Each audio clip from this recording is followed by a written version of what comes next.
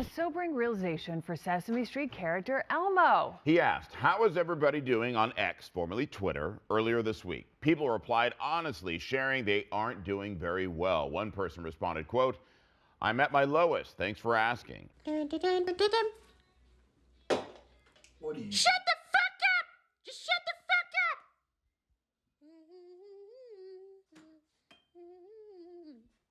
Shut the fuck up!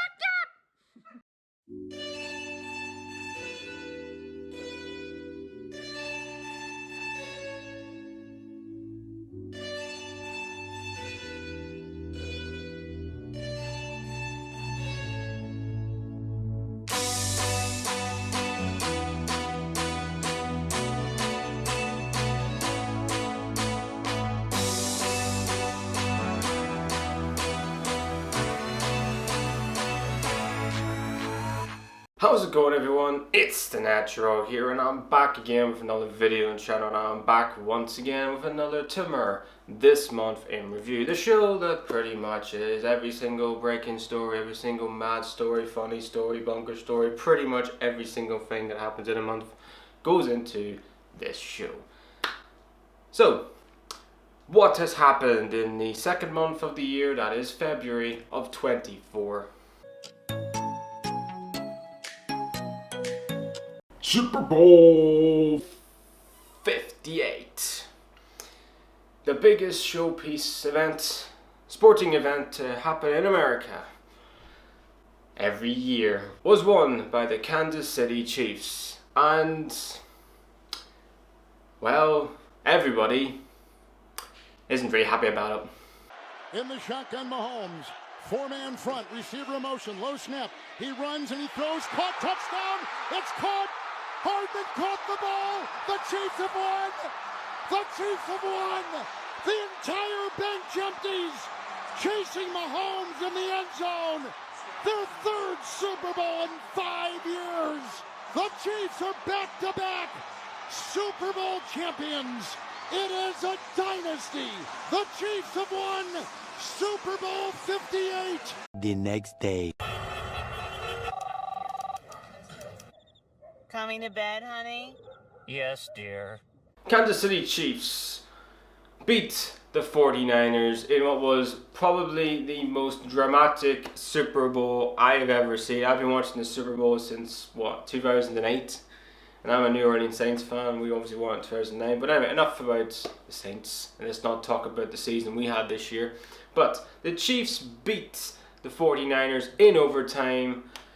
And, well, they did something that no team has done in the past 20 years, and that is retained the Super Bowl title since the New England Patriots did in 2004 with Tom Brady and that unbelievable, insane New England Patriots team. The thing is about this Super Bowl this year, not the fact that Kansas City Chiefs won it, it's the fact that Nickelodeon was doing the show for the Super Bowl this year, and Lord above, don't think a lot of people were best pleased about it. Officials that oversee the rules of the game. That referee there, he's the boss. Kind of like Mr. Krabs at the Krusty Krab, except the referee wears a white hat and isn't talking about money all the time. I just imagine in my head, right? Imagine watching a Premier League game in a pub with a bunch of 50, 60-year-old blokes, and they, I don't know, let's say for instance they go to the Premier League, there's a VAR decision, and for whatever reason they let fucking Paw Patrol single-handedly tell you about VAR. Oh my god, that would be unbelievable if that ever happened. The game's on, man. Why are we watching a car bit? Put the bloody game on! Also at the Super Bowl this year, Taylor Swift was, you could say, the face really, because she was plastered absolutely everywhere. The Chiefs have won Super Bowl 58. Get it off! Oh, fuck off. Get out. My eyes are bleached. Get that away from me. It'd be like, where's Waldo? But not finding Waldo, it'd be like finding where's Taylor Swift, because the amount of times the camera just kept showing her, which I sort of actually felt sorry for her, and I felt sorry for, you know, the Taylor Swift fans, really, because it's not all about her, it's about the team, and yet the camera crew and the directors all just kept showing her, and I just thought that was a little bit, you know, like, they won the Super Bowl, and yet you're showing Taylor Swift 5 seconds after they literally did the fucking winning touchdown. I just think, come on, let's show the team celebrating. You know, this is about the team. This isn't about her. She's not Patrick Mahomes throwing the fucking game-winning touchdown, for goodness sake, or the guy catching the touchdown. Taylor Swift, I don't hate the woman. I don't really listen to her music at all. Her music is not my cup of tea at all. You know, I'm a punk dude. I listen to punk rock. I listen to, you know, heavy metal. Things like that, really. Taylor Swift would be the last person in terms of music I listen to. Actually, no, that's actually disrespectful. I think the last music artist I would actually listen to is this. All aboard the toxic gossip train. Oh, save me, Jeebus! I'm not gonna lie, even hearing it now, it gives me PTSD. The Super Bowl 58 from the Kansas City Chiefs win was overshadowed not because of Taylor Swift, because of the shootings that happened in Kansas. In terms of, you know, one person just decided to ruin a celebration for all the Kansas City Chiefs supporters, and obviously the players and the staff and all that, really. I just find it just one person can just ruin a celebration. It's just ridiculous and say, hopefully, you know, everybody is safe and things like that. But I also thought in my head, really, how would Newcastle United celebrate? I'm a Newcastle United supporter, if people don't know. How would we support if my team won a major trophy? We just go around punching horses.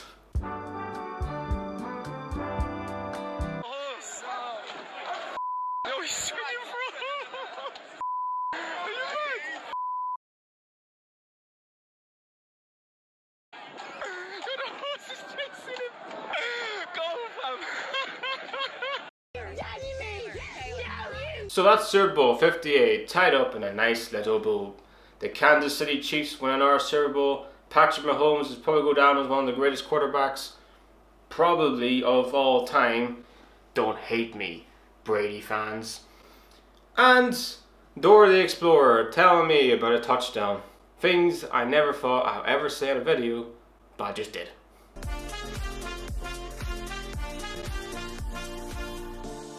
Now this just in, police officers in Lancaster, Pennsylvania were asking people to be on the lookout for a man who robbed a store.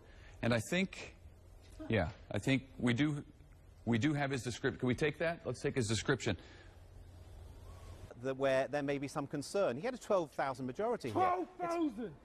It's now down to 5,000. Some people think it won't happen again. It won't happen again! Thanks very much, Tim. 16-year-old Molly Bish disappeared while at her lifeguarding job at a pond in Warren back in June of 2000. The possible suspect, Rodney Stanger, seen here. Well, no, this is not Rodney Stanger, obviously. And England skipper Andrew Strauss arrived in London, proudly showing off the little urn. They'll spend 4 days at home before flying out for the World Cup. And Belinda, I just can't understand how something so small can be so impressive. Well, Mark, you would know about that. Thank you very much. Okay, this is the guy they wanted people in Pennsylvania to be out on the lookout for. He's got a nose and some hair that goes like that, and he was wearing a hat. So, you're going to do a spoken word for us now, right? Right. And tell us what we're about to hear. It's just a freestyle. Okay. I'm just going to think it up as I go. Freestyle. Well, let me sit back. Go ahead, Marshall. Okay. Years ago, they tried to put me in the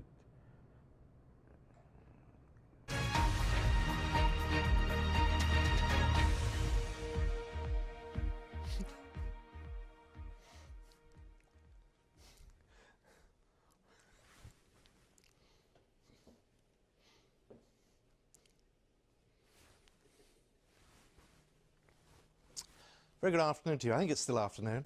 Stands about 5 feet 4 inches tall. There it is. Get a good look for yourself. Chris Belisario, the stilt walker, I was originally going to come in between her legs, but yeah, that's not what was not going to happen. Would not have made for good TV had she fallen over. Because he has a giant's neck. I mean, seriously, look at this guy's neck.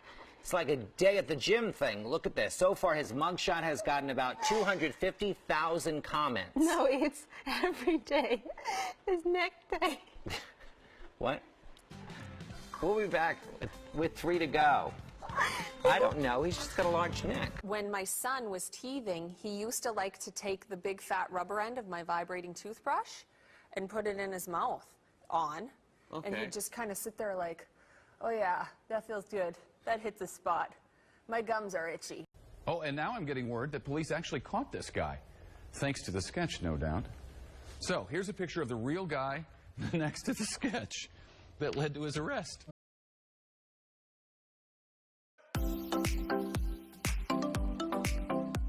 A mom is banned from taking her kids to a school because she is promoting her OnlyFans. Lexi Thomas is a parent at Liberty Christian who wants this ad on another parent's car to stay off campus.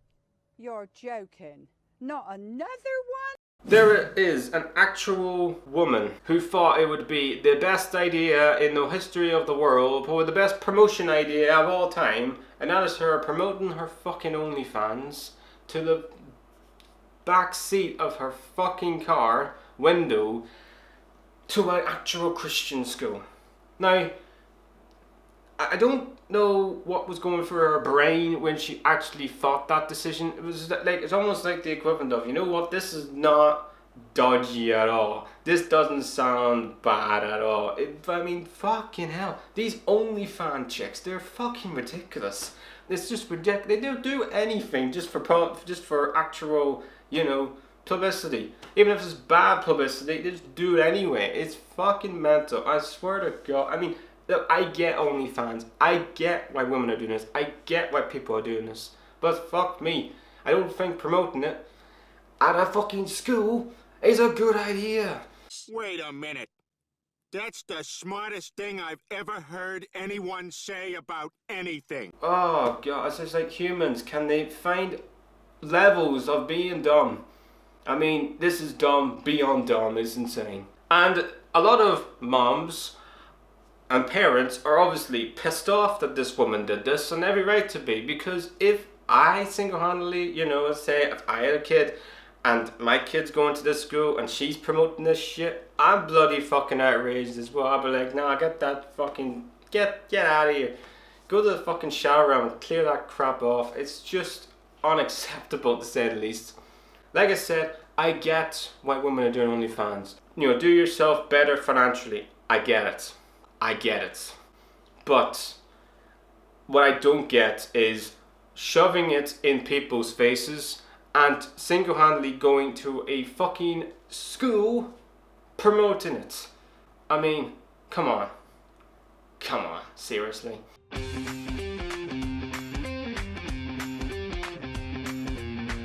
There was a kid in Australia, down under, and he got stuck in a claw machine. Ethan's trapped in a prison of his own making, one packed full of plush toys, climbing into a claw machine at a Capalaba shopping centre. There's something you don't see every day. Oh yes, I am not making this up. This is 100% true and is absolutely 100% hilarious.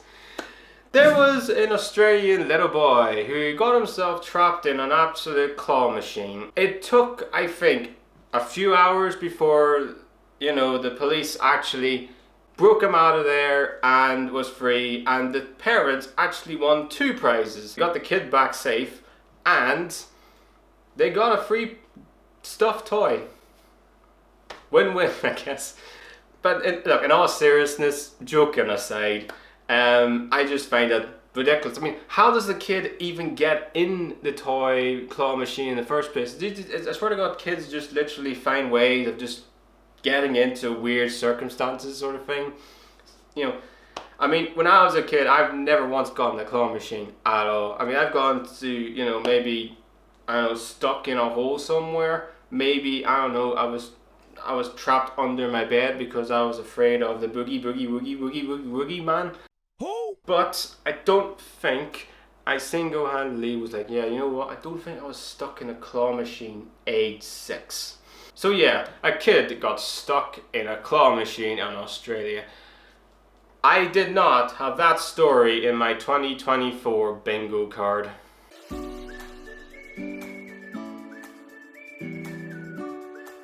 And our final wholesome story of today is the Cote d'Ivoire won the African Cup of Nations, the biggest African tournament in Africa. You may think, okay, they won the tournament, but there's so much more to this story than them just winning the tournament.